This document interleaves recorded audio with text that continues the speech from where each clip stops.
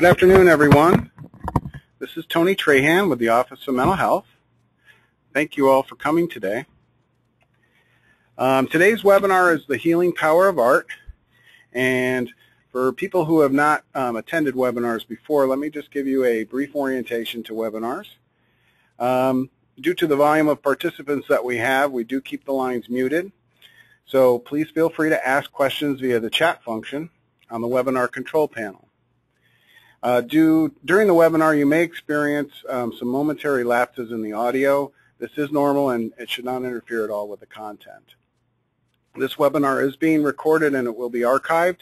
You will receive the link to the archived version in an email later today for you to share with other people in your agency. And we currently have about 70 people online. When the webinar ends, you will receive a short survey. There will be a window that will open up. If you could please just take the time to fill that out. Everyone attending today will receive a certificate via email. If people are sharing a computer to view the webinar, if you could please list all the people requesting a certificate, and they will all be sent as attachments to you in one email. So today we're doing things a little differently. We have a panel of folks with us. I'm not in Albany today. I'm on location, so I got to travel today and go to come down here to White Plains, and we have several artists with us here today to speak to us.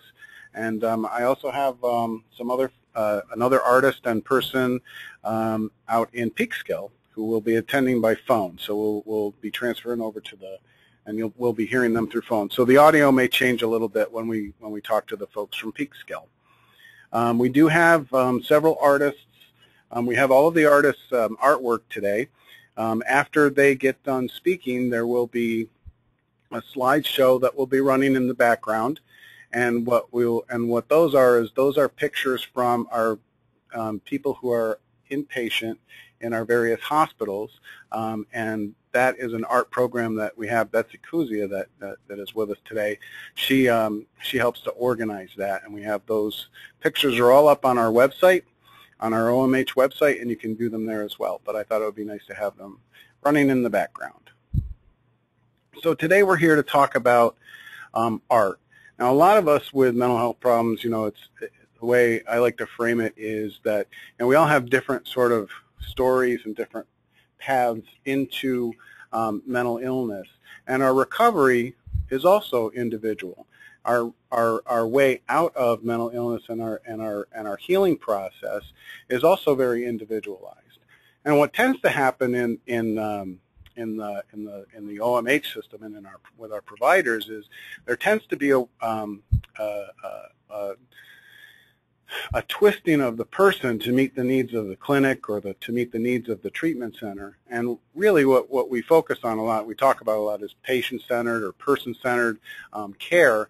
And that's what we should really focus on, is looking at people's gifts and talents and unique perspectives, and to interpret those in that person's terms and to respect those things, because all of us have a different way and a different path out of our mental illness and to get better. So one of those ways is through art and through using that as a way to express our internal landscape and what's going on inside of our heads, and it can be, for some of us, a way to present information in a way that can't be expressed with words, I guess is the best way to put it. It can't be clothed with words, as some people say. Now I forgot what I was going to say. One of the worst things that a presenter can have happen.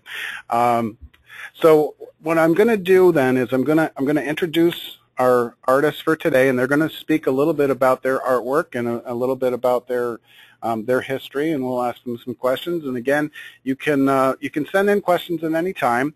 We won't be breaking for questions until about 2:15, and then and if you have a question for a specific artist, if you could please just put their name there. Some of our folks today are going to have to leave a little early, so they may not be here to answer your questions, but we can certainly put that out to the group. Okay, thank you.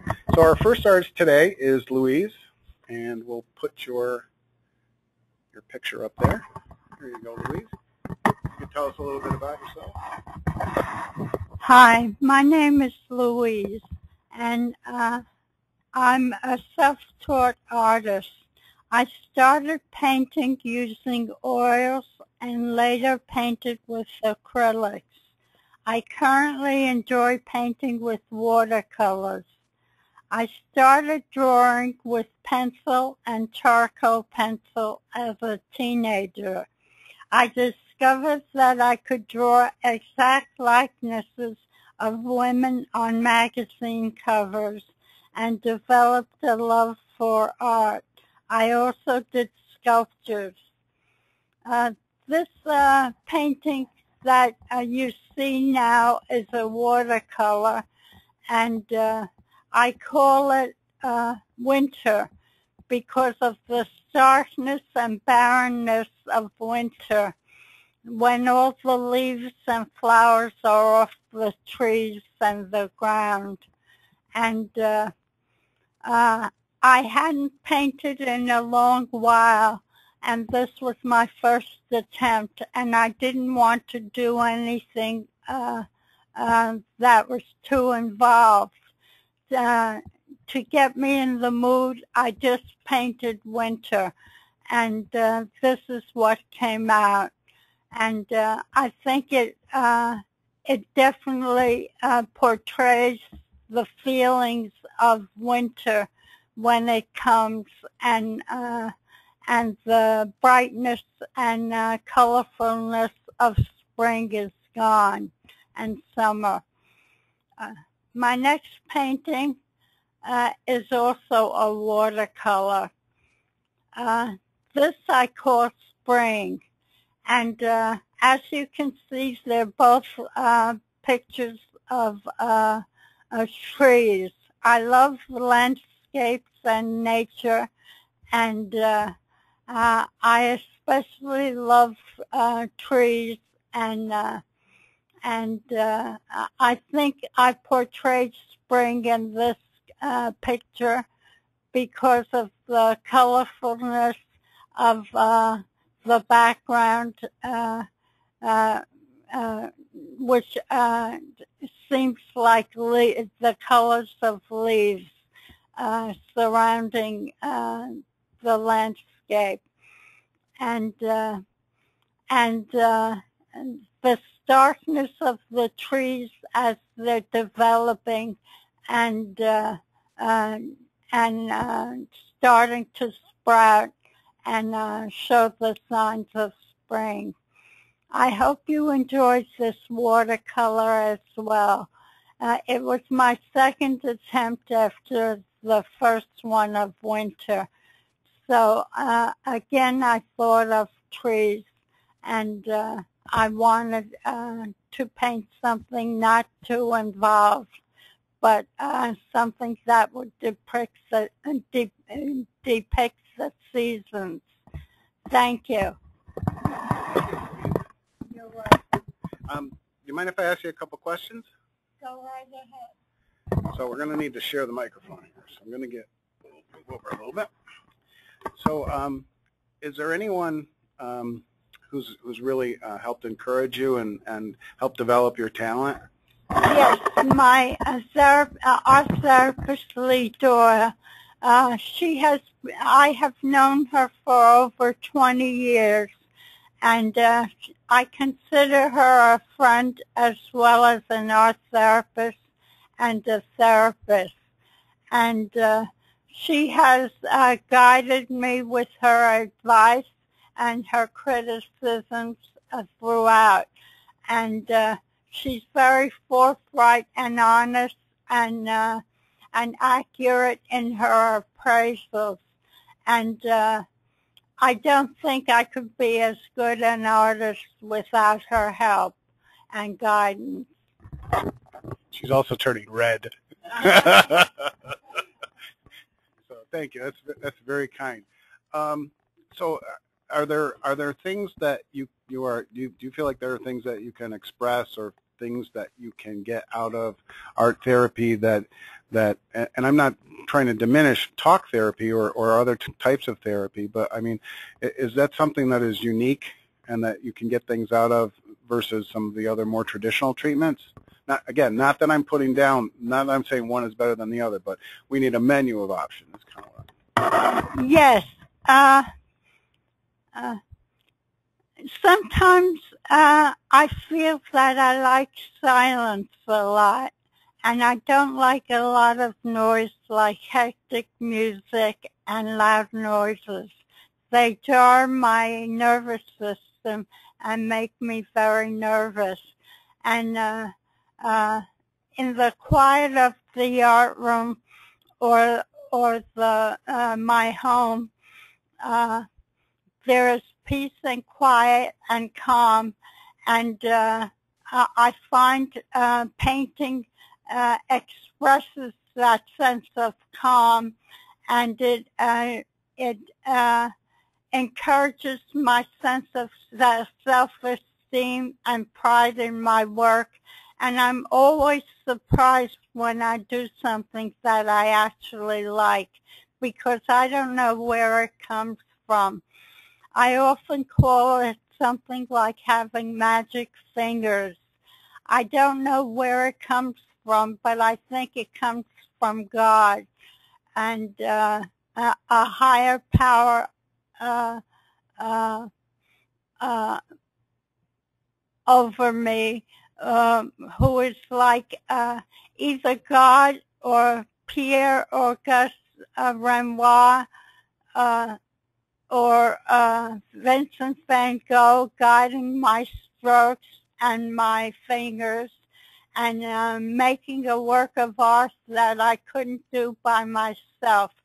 So I think they transform it by guiding my heart and my head and my fingers to make something that I never expected to happen. And it surprises me always.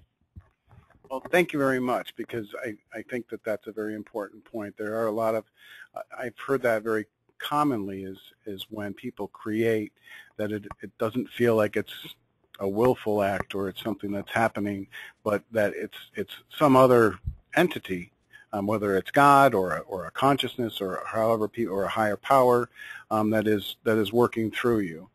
And I think you expressed that very well. Thank you. So, thank you very much, Louise. You're welcome. So our next person is Susan, and bring up your first one. How you doing? I'm a little nervous. That's okay. Try not to be. You want to tell us a little bit about yourself? Yeah, my name is Susan, and I have a Bachelor of Fine Arts degree from the Kansas City Art Institute, and I also attended the graduate program in art therapy at New York University. For around 23 years, I practiced art therapy with the geriatric population and the psychiatric population, and then I had a big nervous breakdown, and I haven't worked since. I'm slowly in the process of healing. It's taking little baby steps, and I've gotten better, but sometimes I miss working and sometimes I don't. I have bipolar disorder, and I'm borderline personality, and that makes it pretty difficult to interact with authority figures, not my patients or clients or consumers. But I'd like to talk a little bit about my artwork now. I'm an abstract artist, and most of my images come from very raw emotions. This picture is called Struggle. It's made from gouache and mixed media, and you know, I don't really know what I'm doing when I work until I do it, and something comes out from inside, and usually it's really scary and sometimes hard to face, and I have to work through that. I find art to be a very, very lonely place. Sometimes I'm really scared to paint by myself. But when I create and work through my fears, I gain a sense of mastery, and it feels really, really good. And I don't have a name for this piece. I did 3 pieces, and one of them sold at a show, and these were the 2 that were left. You can go to the next one. Again, it's a gouache, and it's an abstract, and I get very excited by the mediums that I work in. And it's also a picture involving struggle. I guess you could say struggling right now with dealing with my emotions. I don't really have much more to say. Okay. So I think that you brought up a really good point, though, is that I think for a lot of us with mental health problems is that we are, and I don't know if those normal people understand this, but that, you know, we do have to face a lot of fears, and we do have to face a lot of our own demons, if you will. Some people put it in that sort of terminology. And I think what I want to do is I just want to highlight that, you know, all of us are very resilient, and we're very courageous. And I want you know, I want the folks out there to hear that. So thank you for your courage, you know, and your willingness to face those things and to use it and to draw it out and create something for the rest of us. You know, that's a magical kind of thing. I like to use those words. So that's a great gift that you're sharing with us. So you're saying that it's funny, because just to contrast and to highlight the point that we all have sort of different paths, and everything is very unique for all of us.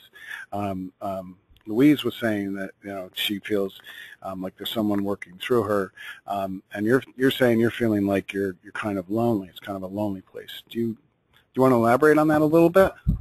Yeah. I have a lot of fears, and I'm working through some of them in therapy, but I think there's stuff inside me that I don't really know about, and it comes up through my inner spirit out onto the canvas or the paper or whatever medium I'm working with, and I don't really know what it's about, and it scares me. Yeah. Well, I think that's a very common experience for us. So, has there been anyone who's been particularly helpful in guiding you and helping you along? You know, you said you have some problems with authority. I can relate to that.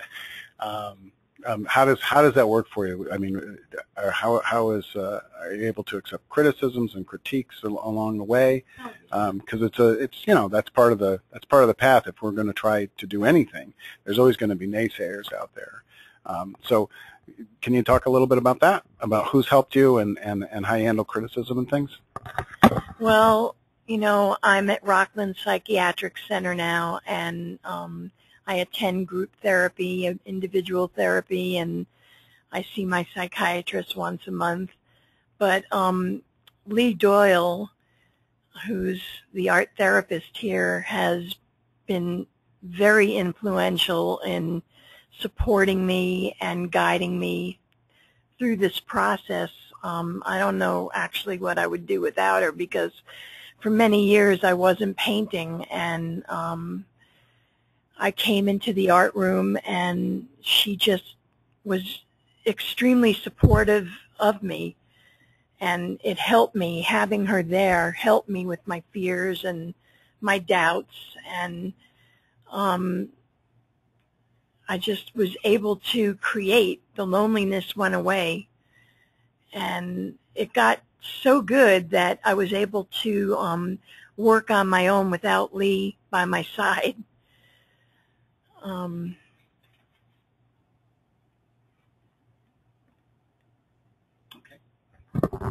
Anything else you want to say? I think my work is good. Thank you, Susan. Okay, our next person is John.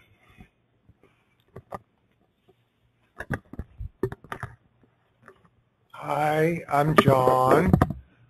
I wrote a few words about myself, and I'd like to say that the mental health services has kept me out of the hospital for 22 years. I have quit smoking, alcohol, and substance abuse. I have helped to start an extensive art program at Rockland Outpatient when it was still called Harlem Valley Outpatient. I have sold my art in shows, in the program, in hospitals, and other venues. I've donated paintings and crafts to hospitals and churches. My art helps me to express myself and to increase my self-esteem. I have sold paintings for as much as $100. I do volunteer work at a nearby church in the community, and I'm very thankful for the help that I have received since I first got sick. This painting is untitled. It's a still life. It's just a stark, wintry day. It's indoors. It's a still life. It's things you would see in the winter, on the decor in the wintertime. It has pussy willows. It has some imaginary flowers. And it has lemons. And it, to me, is definitely a wintry day indoors. It's acrylic on canvas, and I am donating this to the Rockland Outpatient Center.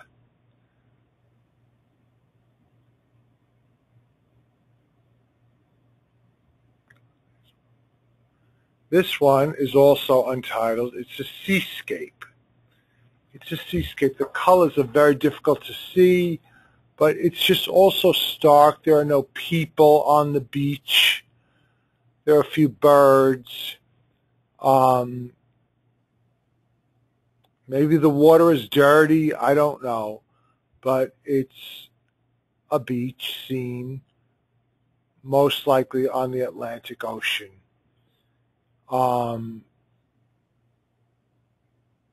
It has a lot of blue in it. It has, you can't see it, but the sand is very bluish gray. It's not very sandy color. That's all I'd like to say about my art, and I'm donating this one also to this clinic.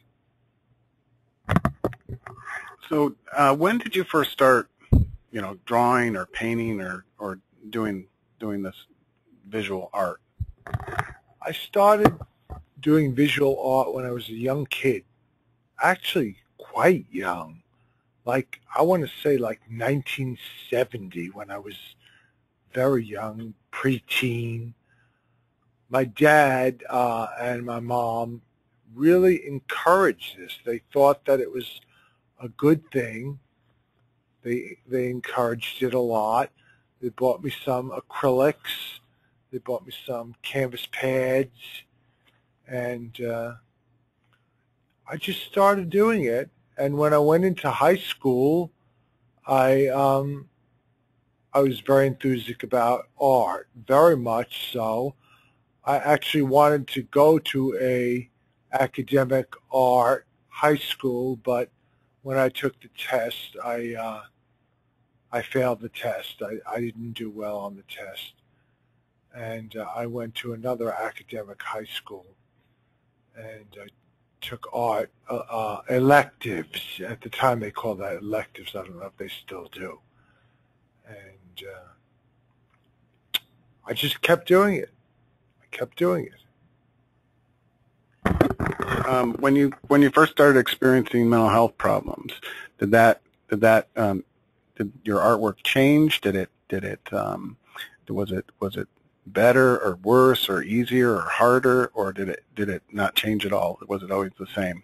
That talent was always constantly there? When I first got sick, my art was fantastic. My life was completely disrupted, but my art was so good, and maybe it was chemicals. I don't know. Maybe I had too many of those chemicals that create creativity. But it was very, very good. But I was making my family go crazy. I was completely out of control. And I was doing a lot of art. And I find that I'm not sure, but I feel that a lot of psychiatric medications inhibit the creativity. I feel like they block some of the chemicals that would make me more creative. However, I do feel that it's better to sacrifice a little bit of creativity and have your life under control. That's all Okay. If you don't mind, I do want to elaborate on that last point, though, because that was a question that somebody had actually asked in our initial registration. People were able to ask questions. So there was a question about the effects of medications on creativity, and my experience as well. I would say I agree with you. I think that there had been some inhibiting of my creativity. I'm not a visual artist. I have music and poetry and that kind of thing, but. So it brings up a good point, though, because what we talk a lot about when it comes to medications, we talk about pill medicine and we talk about personal medicine. And personal medicine are things like the artwork. It's the things that we do in our own life that bring us healing, that bring us hope, that bring us a lot of wellness. And when pill medicine and personal medicine conflict, we have to make a choice. But what we want to do is we want to make sure that we can't survive very long if we're out of control. To use the words, if we're really symptomatic and we're really not well, our art may be great, but our lives are not so great. And we want to try to have a balance. But it's up to each person to sort of figure out what those trade-offs are going to be. And it sounds like you've worked that out. So. I did want to highlight that for folks because these things are important, and when we have providers that ask us things like, well, why are people non-compliant? Why don't they take their meds, and so on and so forth? I did want to highlight that point that there are reasons why people don't do that because they don't want it to interfere with the things that are really important, and we have to remember that all of us have a lot of different lives and gifts and things beyond treatment. So thank you. I really appreciate what you shared. You're welcome. So our next person is Bob, and is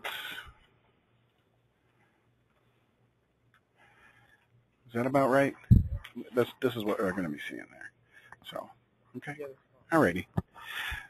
So Bob, I've got your first piece of art up here. So let me just ask you to talk a little bit about yourself, and then tell us about your paintings. Well, first of all, my name is Bob, and I'm going to read something about myself, and then I will try to discuss what's going on with the paintings. Shortly after graduating from Kent State University in Ohio in 1974 with a Bachelor of Fine Arts degree, Design and Illustration, I had a bad work experience and needed a psychiatric treatment. As my attention span suffered, I came to be more reliant on photography as opposed to painting and drawing, although I still do some, and that's being painting and drawing. I'm somewhat amazed at how one can experience such extreme feelings and change of mind and still retain some or most of the keys to various artist functions that are part of making a degree. Out of necessity, I took work in a grocery, working in a produce department, and have been doing that for a number of years. First full-time, and now part-time. In 1984, my younger brother of 12 years was seriously injured in an automobile accident early on. And early on, my father and I provided him care at home. Now he is in a residential care and a day program. Art being in our genes, with the aid of a mobile arm support, my brother Jay is able to create some very pleasing paintings. We, my sister and I, help him find the lines on canvas, and I help him directly with mixing the colors. I work with him several days a week. I work with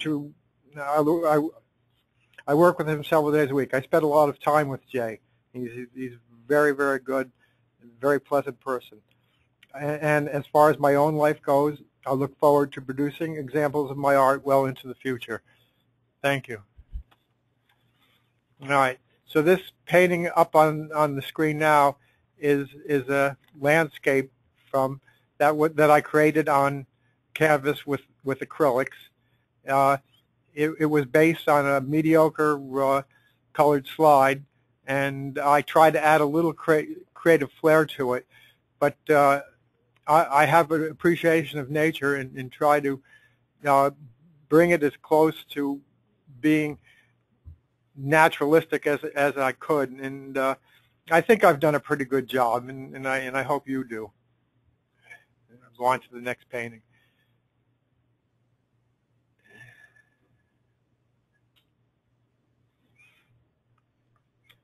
This next it's made up from lines painted on canvas.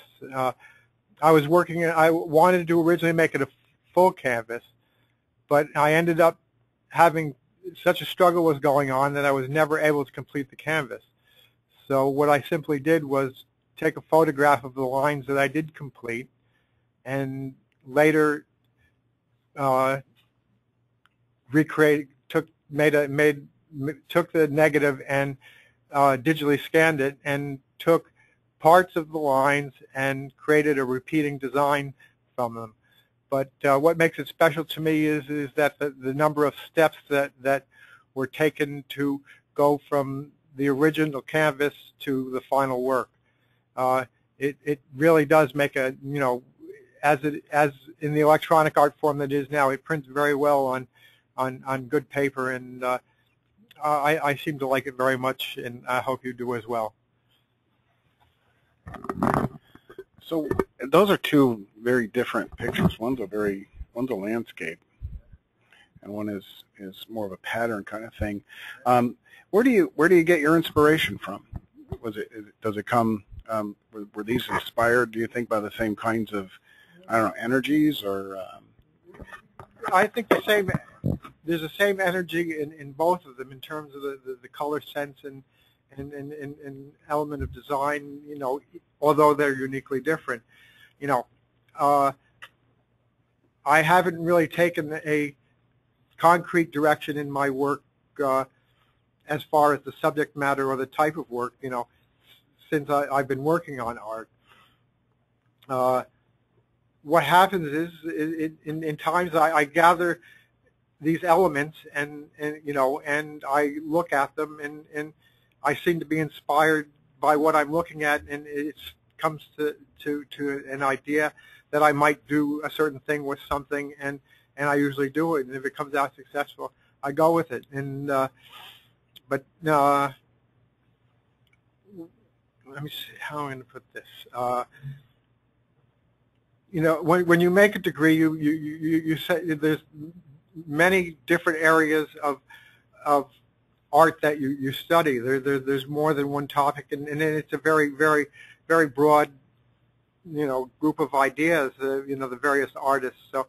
So although they're uniquely different, it's only because I haven't really taken a real positive direction in terms of doing one or a type or a series of specific things.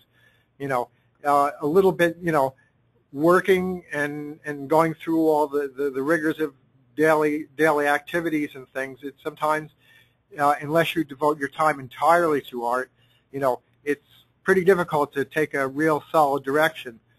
So I mean, in the case of the landscape, I just wanted to do a landscape, and I had the slide, and it seemed like the thing to do. You know, and like I said, the other thing, it was, you know, the idea that the negative was pretty. It was a pretty decent negative, and it really did have the potential to, you know, do something special with the colors that are incorporated into it. So, you know, I think what's important is that, you know, keeping busy keeps you out of trouble for the most part, and the more time that I can devote to, you know, working on little pictures and paintings and things, and organize things that might bring happiness down the road to other people, you know, I think that's, you know, kind of where I should be with it. You answered my question before I had an opportunity to ask it. Was, you know, what do you feel like it's been helpful for you? And it sounds like based on what you're saying is, you know, it's important to keep busy. It's important for us to have, for all of us to have hobbies and pastimes and things that we do. So, do you want to talk a little bit more about, you know, how your artwork has, if it's helped with your recovery, or how it's helped with your recovery? Well, yeah, how it's helped with my recovery. I mean, you know, you show somebody something and they look at it and they say, "Oh wow," or "Oh, I like that," or you know, I have a special critic, my sister Patty, and you know, every now and then when I finish something, I bring it to her, and you know, she looks and smiles and says, you know, "How did you do that?" And I tell her, and some things she likes more than others, but you know, having somebody that appreciates what you're doing is nice. And I know other people have mentioned Lee, and Lee is very helpful. She encouraged me to participate in the shows that they have here with the psychiatric unit, or with and you know, it encouraged me to keep looking and finding a way to share things with people that otherwise wouldn't be shared. I mean, you know, I think it's a great opportunity when other people are allowed to see your work, and if it gives them a good feeling. Sometimes if your work gives them a good feeling, they have also a good feeling about you, which is very helpful. I think how people feel towards each other is important to everybody in their lives. Well said. Thank you. Anything else, Bob? Just about cover it. All right. Okay. Thank you. So our next artist is Marie, and she's with Charlene at a remote, undisclosed location. So the audio is going to change a little bit because we have them on the phone. So Charlene and Marie. Okay. Okay, I have the microphone, and we're ready to go. Okay. My name is Marie, and I was born and raised in Peekskill, but I always like to keep busy, and this program here gives me a lot of support with my anxiety, stress levels, and I like to sew, crochet, make pocketbooks, and we always have like a rag bin here for that runs the advisory runs the boutique down the street, and we get some fabric from there and make some buttons and stuff from there. And what I really like is the community outreach towards people who are in need spiritually, not just physically or mentally, that we can give something like this pinky blanket to the cancer survivors. I can't wait for that day to come. And to see that so many of us have worked on it, to draw the circles, to cut, to sew. And I call it my little sewing circle, but it's just nice to sit down and talk with the ladies or gentlemen. There's a few of them that come out and help us. And there's so many compliments, but I don't feel I want the compliment. I think the compliment should go to the cancer survivor. And I just enjoy doing arts and crafts, and just by sitting there, people come up and go, ooh, but you know what? That's helping their recovery, not just mine. And I'm just enjoying it. Okay. Shall we go to the next slide? Years ago, I had a babysitter, and let's call her S. And she's the one who got me started with the circles. And I came in here one day, and I saw her. Well, she just brought me a bundle of joy. And now with the veterans blanket, the lap blankets, so many people that I've taught to crochet, or they've taught me to crochet. And I like giving back. You know, it's not all about money. It's about making someone else feel better, not just myself. So every day I come in, I have my sewing bag, and it's like, what is Marie going to do today? And I just, like I say, I just enjoy just putting a smile on somebody else's face or making them feel better. I don't know what more to say, but I enjoy it. It's good for my recovery. It helps me with my anxiety. So it sounds like that for you, doing these quilts is a very social event. It's a very connecting experience for you. For here, yes, I like to do that. So do you show them? I mean, I see that they're up on the wall. Do you show them? I mean, what happens to the quilts after they're shown? We are going to donate that Afghan lap blanket to a veteran who has come back from the service, missing a limb or two or three, and we're going to actually, we already did donate one to a vet, so we are going to probably do another one. I mean, we continually make the red, white, and blue different styles, so that's going to go there to a vet. This will be our second one, and then the pinky one will be the cancer survivor. It's called Soldiers Angels for the red, white, and blue Afghan. But this pinky, I'm sorry, I'm jumping back and forth. But it's just so amazing that in the community can give back to the vets who have done so much for us. And that's what I stress the most, that I enjoy giving back. And along with the clients here, we enjoy it, giving back, helping others, making somebody else smile.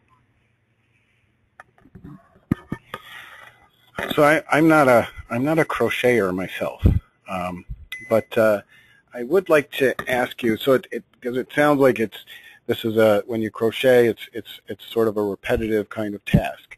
Is there anything, which can be very meditative for some folks, but is there anything that you're feeling or thinking about, or you know, can you describe a little bit about kind of what's happening as you're doing that? I'm not even watching what I'm crocheting. I could be talking to somebody and crocheting, and what that does is mellow out my anxiety, so that it helps me with my recovery, or if something is bothering me for the day, it will change the thought process. So it's a positive process if it happens to be going in a negative. And once again, it puts a smile on somebody else's face. A gentleman had come up to me and said to me, Marie, you're not even watching what you're doing. I said to this client, I said, I don't have to. You know the feel, the touch. And it's just a beautiful thing to do art therapy. Beautiful thing. Well, thank you. I have a smile on my face right now. So, anything else before we go to the next person?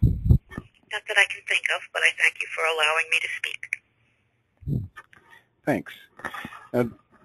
Do we want to do the mural here? Yeah. Okay. So our next person is Tova. Am I pronouncing that right?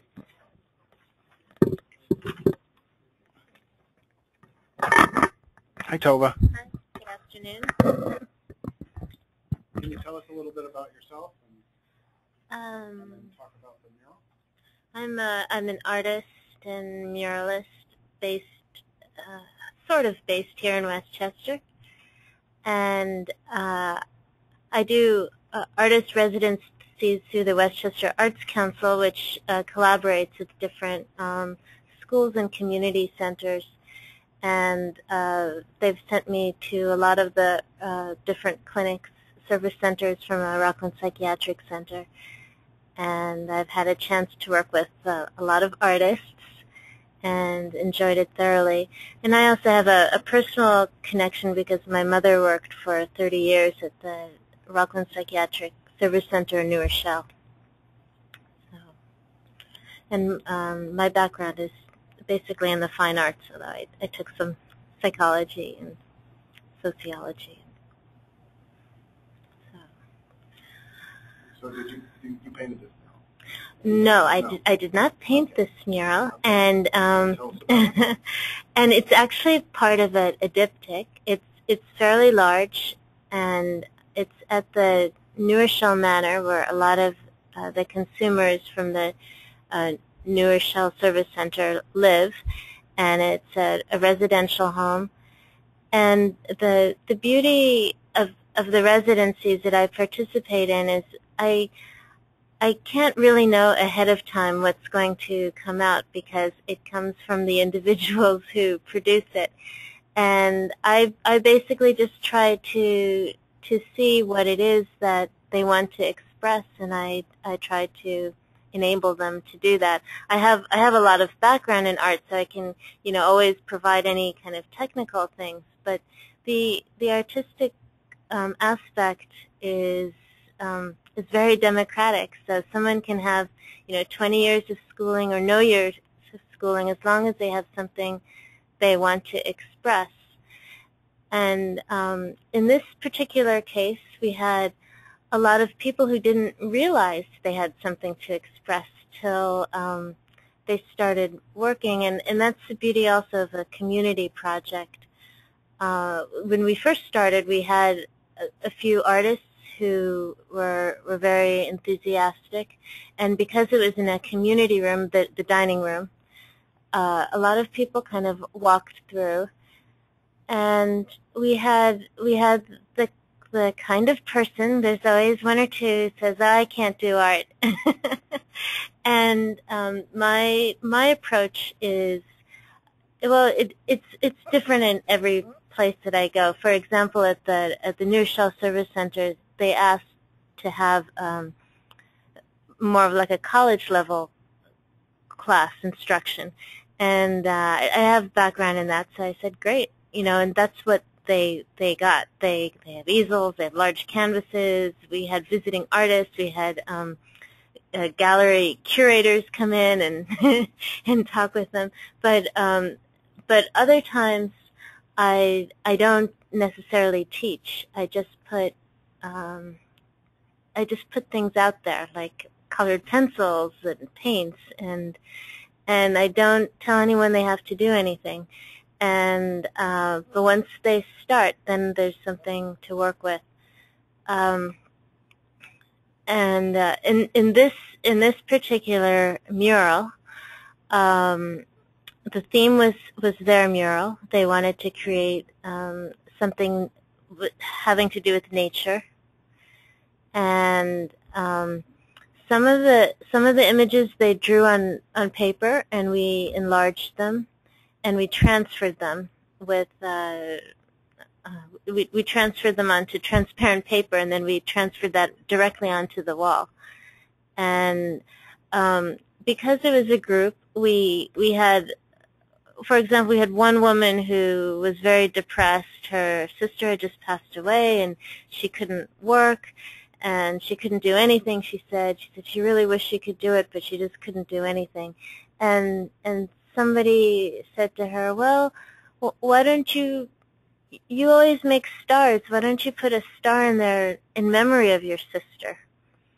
And so she was kind of thought about it, and she went up and she did a star, and then she painted it in, and then it's actually on the other part of the mural that we're not seeing, but and I don't have an image of it. But she got so into it that she felt really good afterwards. And the woman who had suggested that she do it was her roommate, but not interested in doing art at all. But she became so inspired.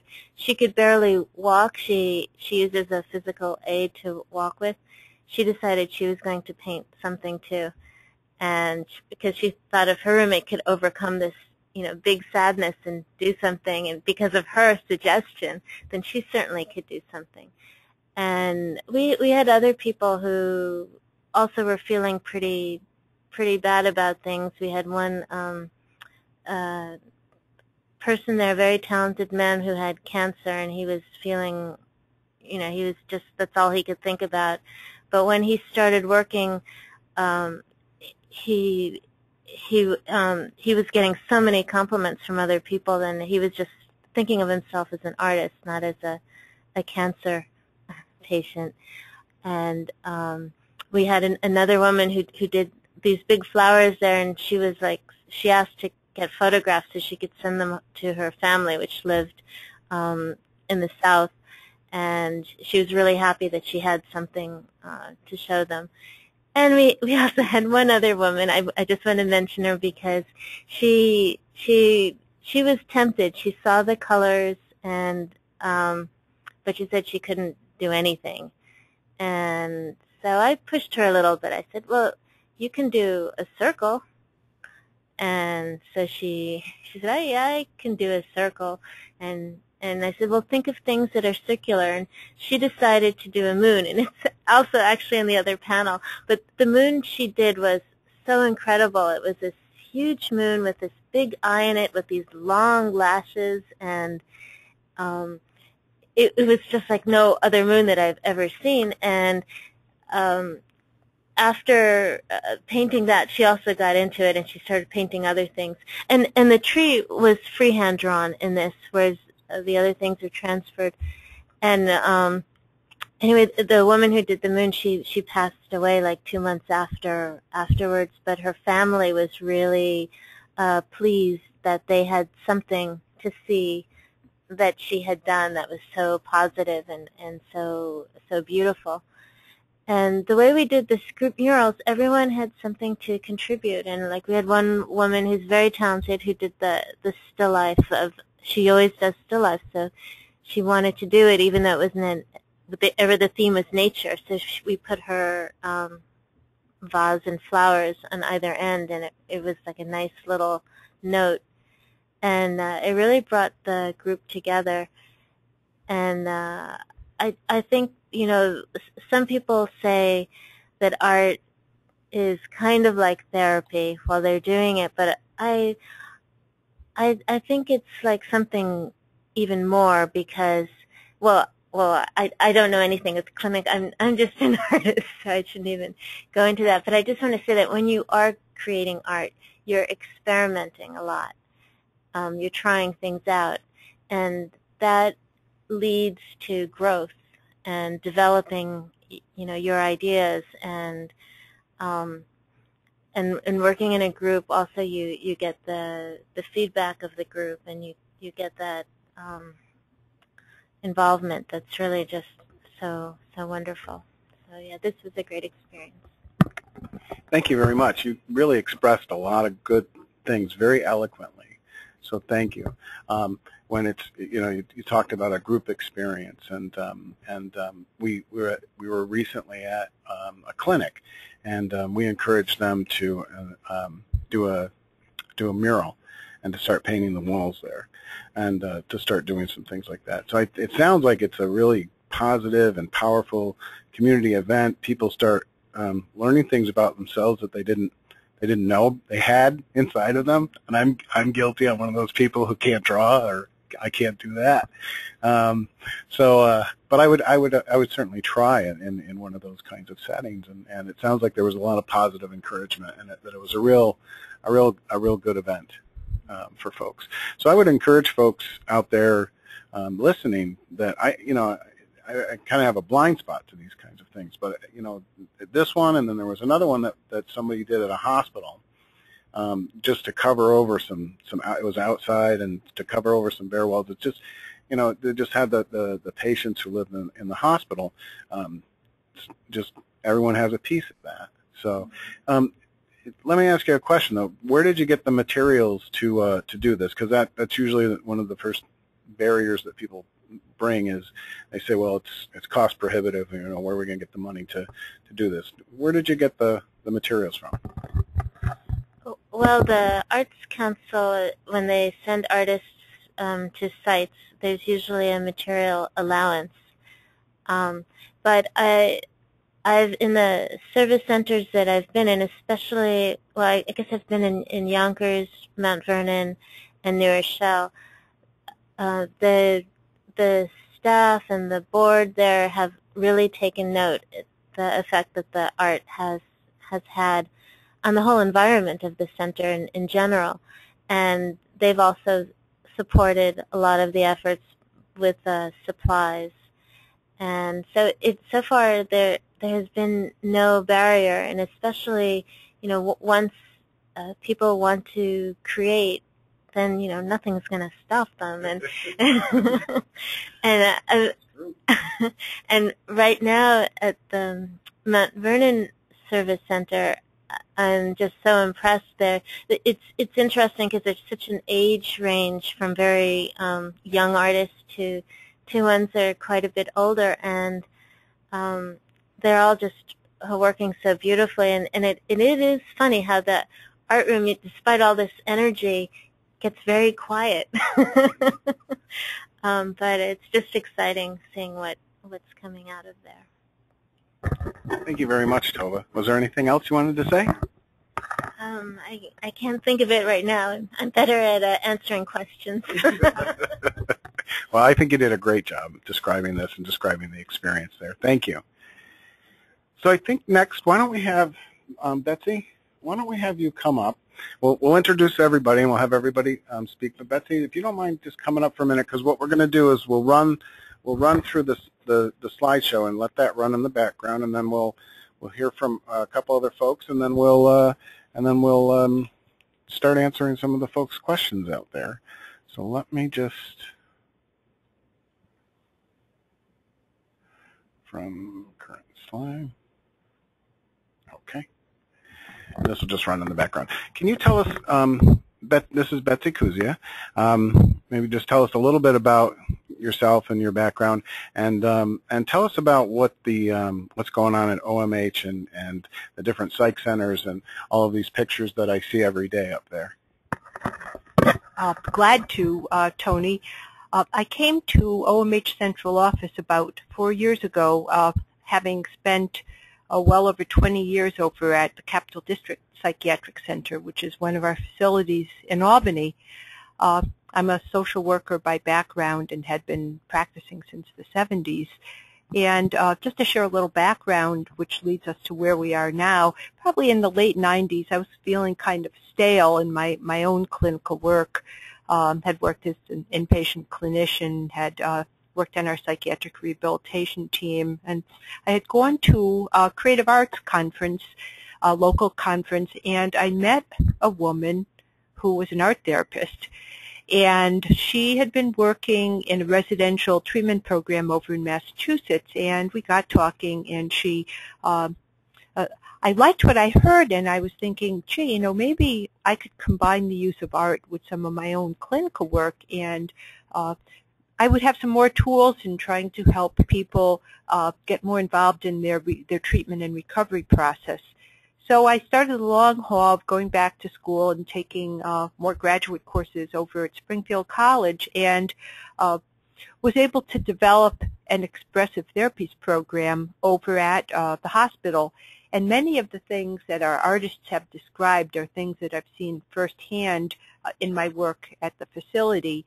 We developed a studio space, which was, as Tova was describing, very quiet, but with a lot of great energy. People respected the space. We We taught people to use tools. Sometimes they worked with scissors and sharp things that a lot of people would say, oh my gosh, people shouldn't be using these kinds of tools. But there was a basic level of respect at the facility, and we had good administrative support, worked very closely with them, and we had a lot of people who all of a sudden on the units might have had challenges behaviorally, but they would come and they would be able to focus and work for hour-and-a-half periods of time in the studio.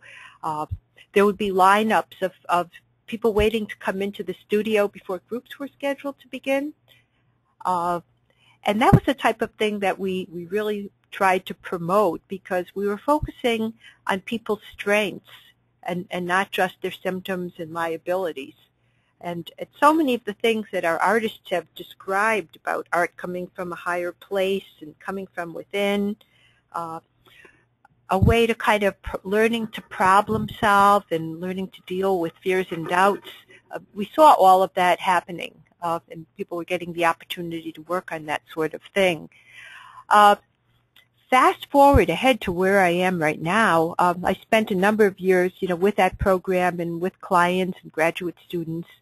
And now in my role over at Central Office, I'm trying to offer support to our facilities, many of whom have art therapists on staff. I think that there's still a challenge in helping people to understand how art can be used therapeutically and how it can be, as Tony was also describing, a part of personal medicine as well as the other kinds of medicine that people receive. I guess my own treatment approach is pretty holistic. I believe we have to look at all aspects of a person, and especially our strengths, because I think we still kind of fall under a medical model at times, and we focus on the liabilities as opposed to the things that people can do well. Tony mentioned the art that's being shown in front of you. One of the things that I'm responsible for, amongst a number of other things, is coordinating a rotating art show at the Office of Mental Health on the 8th floor, and it's called Art on 8. We rotate art about every 3 to 4 months, and the art comes from our state facilities, from artists who are involved in inpatient and outpatient programs. The art is very well received at our building. In fact, when the shows arrive, I let everybody who's connected with OMH and our sister agency that's located there know, and people bring themselves up to the 8th floor to see the art. It's all professionally matted and framed for the most part, or pretty close to that. People have the option of selling their art. I coordinate that aspect, which gets a little bit hairy at times, but the art is so well received, and if you walk around many of the offices at OMH, you'll see pieces that people have purchased. So the art is appreciated. One of my favorite stories, a doctor from one of our downstate facilities was in town for a meeting, and he sought me out, came into the office, and he said, I once purchased this particular painting. He said, I'm a dentist, and I know this person, and I've treated him, but I had no clue he had these other skills and talents. And so we made arrangements on the spot for him to purchase 2 of the pieces that were on exhibit. So when the show came down, I was able to get those pieces to him. So it's as a clinician and someone who still feels very connected with our facilities, I think this is just a wonderful way to support the strengths that our clients as artists have, and to promote recovery, and to, as a number of other people have said, generate a sense of hope. I think that's the underlying thing that's so important to me, that hope is what can carry a lot of people forward. Absolutely. It's the gas in the car. So we had someone ask a question in our registration. So now all of these things they've been up on the 8th floor. And actually, I pulled all of these pictures off of the OMH website. They're all up on the public website. So what the person is asking is, how do you get through the HIPAA concerns and considerations in displaying these things? Can you talk about that? Sure. Glad to. Again, this is a voluntary process, and we go through a process of having people sign releases in which we specify exactly, what would be shared, and we specify that it would be artwork, and we specify the period of time that it would be up. People are able to make the decision as to whether their name is exhibited with the art. That is not necessary. Many pieces are often exhibited anonymously. But in order for us to show any of the art, it's a voluntary process, and we have a release that we use, and several facilities have also developed specific releases which are inclusive of, if those of you in OMH world are familiar with the OMH 11 form, that's what we modify. And if people have specific questions about this, they're certainly welcome to contact me by email. You just have to find Elizabeth.Kuzia, K-U-Z-I-A, and I should turn up in GroupWise, and I'd be glad to answer specific questions about the mechanics of the shows. We may have several folks who don't have GroupWise, but what we can do is if you have any questions, you will be getting some automated emails from me. So if anyone has any questions about anything for today that we don't get to, or if you want to send a message over to Betsy, we can certainly do that. Just just reply to my email, and we'll get that over to you. No. Did you have any other questions, Tony? I could talk forever about which you probably don't want me to do, but I have one more question. Sure. So, if somebody hasn't asked it yet, I haven't been monitoring the question. Someone probably will. I mean, is there a way to? Our system is generally done by what Medicaid will pay for, so it's kind of how we define our services. But is there a way to bill for this? Is there any medical necessity, or is there any? I'm being given an emphatic no. Well, I think this is a challenge that folks who are functioning as art therapists are facing throughout the world of practice land, and we have a number of licensed art therapists. You can become a licensed creative art therapist, and in an outpatient setting, I see that may be something that services may be able to be billed for. In an inpatient setting, it's kind of a part of the whole package that people, where facilities have art therapists on staff, that's a service that is offered amongst the other menu of kinds of service treatment modalities that are offered to people. Hope that helps. Yeah, no, it does. It does. So why don't we, let's see, why don't we introduce two of the other, okay. I'm stealing this from Tony because, again, I'm so looking forward to having Sharon and our people from the Westchester program tell us about this great partnership that Tova had mentioned. So it's a huge inspiration. So now I'll give this back. Thanks, Tony. So we'll have Sharon, and I've been communicating with Sharon through emails and phone calls, and this has just been a very easy sell.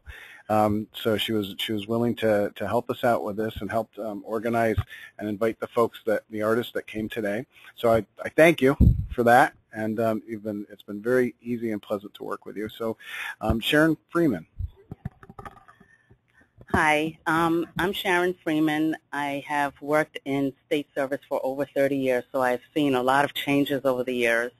One of the changes that has had a really big impact on services is the fact that we do not have a lot of rehab staff that have a specific interest in art or music or dance as we had in the past.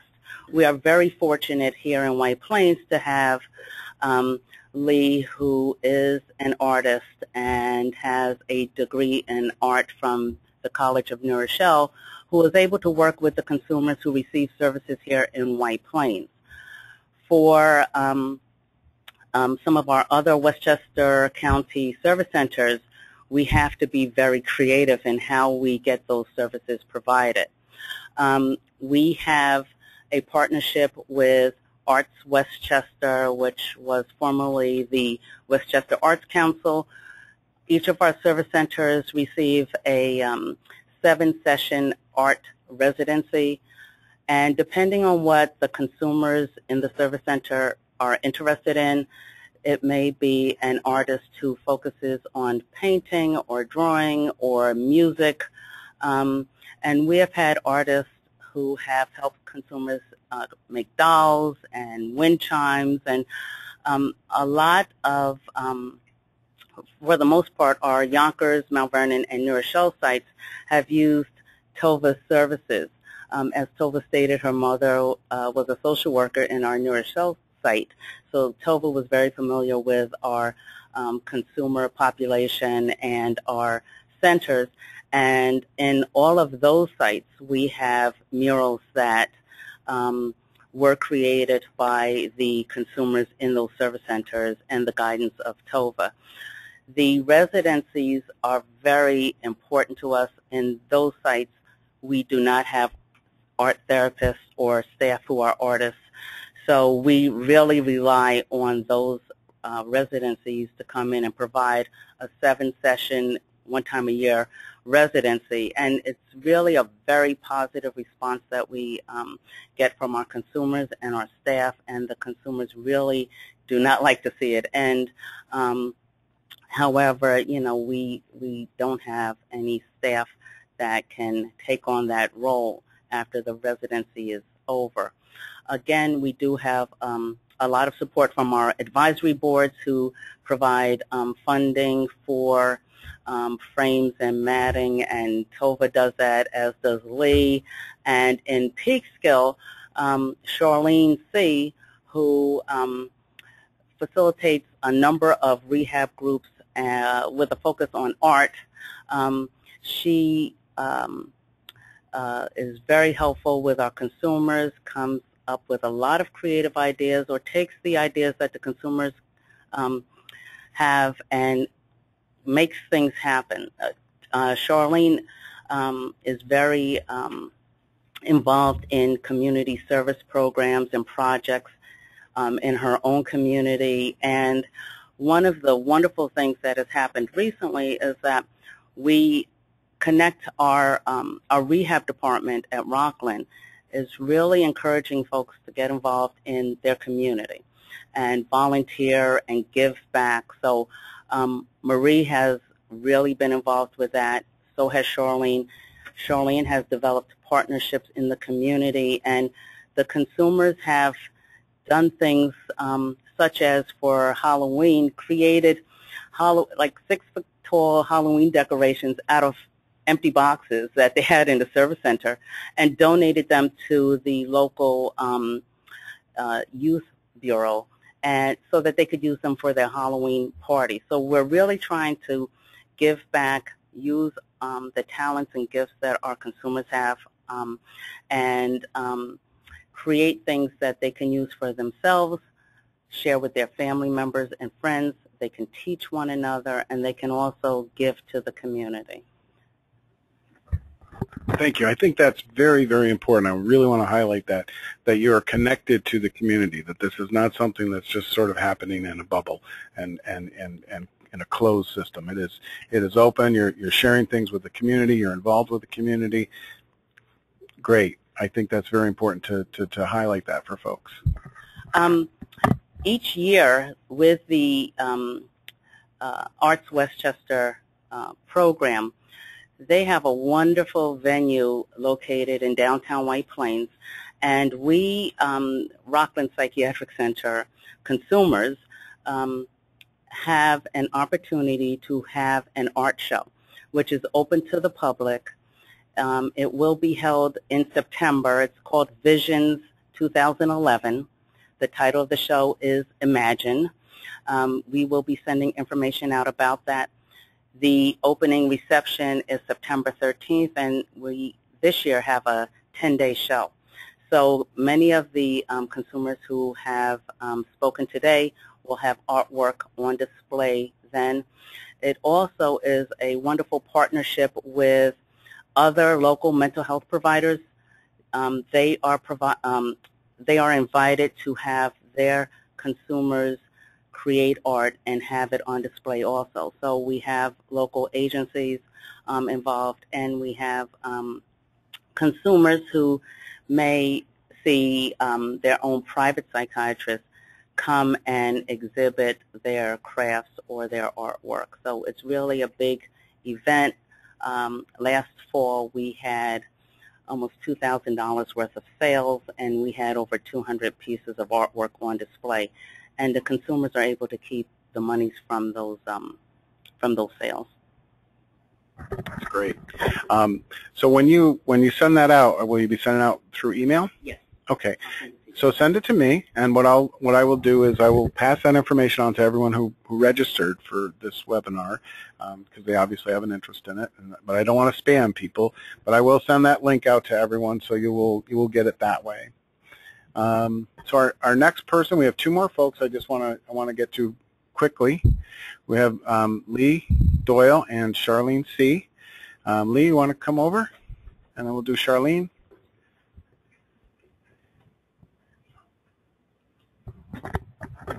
Now, Lee didn't want to speak very much today. So she got talked about because she didn't want to talk about herself. Exactly.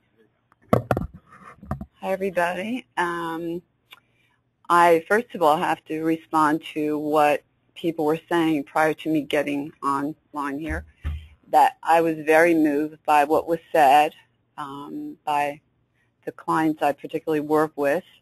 And Marie I know also, and I'm moved by them personally, knowing them personally and how they work and how hard they work. And when I push them sometimes when the vision show is coming up, and they just go ahead, do the work without complaints. And I am very moved. I'm very fortunate to have the position as an art therapist for going into 25 years, which I can't believe it sometimes. It's a wonderful career for me, and I have been blessed to work with so many talented people. You know, art can come naturally for some people, and some people need more encouragement than others. And it's just been such a positive thing, and I'm just, as I said, I'm very moved by what was said today. What else can I say about art therapy? There's so many things to talk about with it, but I think everybody said everything about it in such a, you know, a great way. Communication-wise, it's a great communicator. When you're verbally struggling, you can communicate with your image so well between the doctor and the therapist. I think that's all I have to say. But thank you for listening in, and as I said, I'm so proud of what people were able to talk about today, and it's just a great experience. Thank you. Obviously, you have a very positive influence on a lot of folks, so thank you very much. Okay, and then Charlene? Yes. You are up next. Okay. Hi, I'm Charlene C. I've worked for the state for over 30 years, both inpatient and outpatient.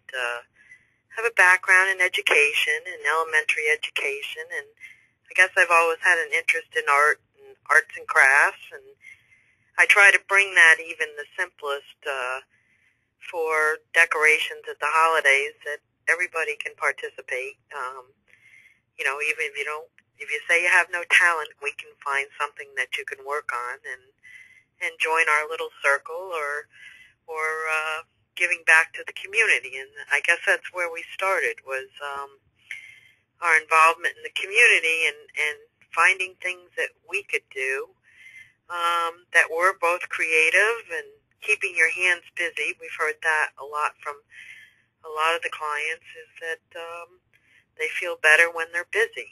And it's grown from being a workshop where we used to manufacture things, the old Northern Vocational Center, sewing and creating to using some of those skills with the newer clients, both young and old, and you know, picking up a pencil and maybe tracing that might be your talent, but you're giving back and you're part of it, and that's basically where we're coming from here, is being involved in our local community. And Peekskill is once again developing as an artist community, so we make sure that we're out there visiting the galleries on a weekly basis. We make sure on weekends that they know when the open galleries are, and take part in some of the seminars, and just becoming a part of our community. And that's where the heart of it is, and thank God we have people like Marie who want to teach and bring smiles and joy to everyone here. Thank you very much, Charlene. Okay, well, Thank you. We're just about out of time, but in looking through the questions, it looks like most of the things are comments, and I think we answered most of the questions that came in through the registration and through here. There's one that I do want to take a moment to answer, though. So if we don't get to any, if I miss something, because I'm kind of multitasking, we've got everyone's email addresses, so we can get the answer out to you. I want to thank everyone who came today, both online, and I really want to thank everyone who helped make this possible today. This was very exciting. This was a little new for me to come down and do this from a different site. I think it worked out fairly well technology-wise. There was one question about this artwork. So people were asking about buying some of the artwork, some of the artists that presented today, as well as some of the artwork that's up here. So what I want to do is share with folks, if people go to the New York State Office of Mental Health website, if you go to the Office of Consumer Affairs and then go to Expressions, there are several links here, and then you can also even submit your own expression of recovery to the website, and there's some stuff on there that, like we talked earlier about HIPAA and releases and things like that. So that's also a good template for people who are looking to navigate around HIPAA. Our featured art exhibits, and then these are the pictures that I just pulled these off of our website. So I will just, let's see. So if you scroll over, some of them are available for sale, and I think it actually says in there. So if you scroll over, you can see the different pictures, and that some of them are for sale, and that if you are interested in that, there's Betsy Kuzia's phone number, as well as the link to her email. And I think that answers the question.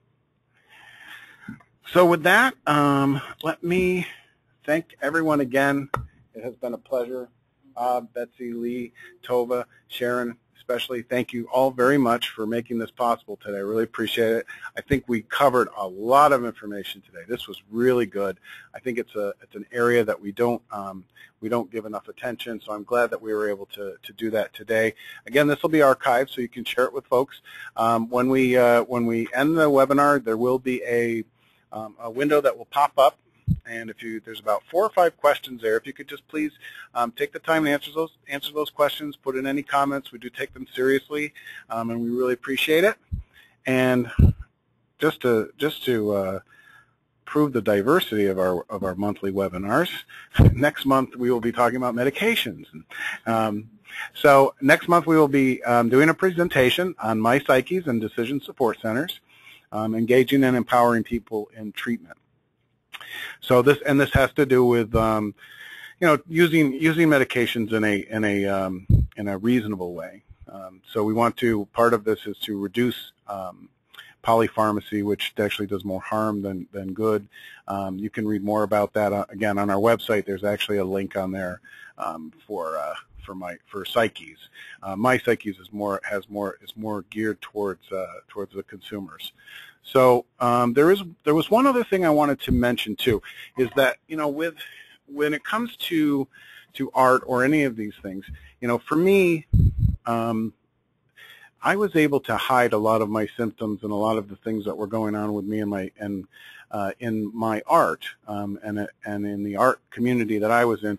This had more to do with music. So in the music community that I was in, they were willing to forgive some of my quirks and eccentricities and did not see them as pathologies, but as actually as positive things and as creative things. So I was able to hide a lot of that in the community. People were willing to accept me, and I would say that translates well to anything that people are passionate about. And we had some quilting today, but anything that anybody's passionate about, when you get connected to a group of people, they are generally willing to, when you're around a common goal and you share that common experience, the group is generally willing to forgive and not see those quirks as symptoms, but just as eccentricities. And they're much more willing to forgive you those things, and that's really very important to healing. It's very important to recovery to be connected to other people, to have another role other than patient, and to have another facet of your life other than just from appointment to appointment and revolving your life around therapy. So with that, I want to end for today. Again, thank you everyone for coming. Thank you for our presentations, and hopefully we'll see you next month. Take care, everybody.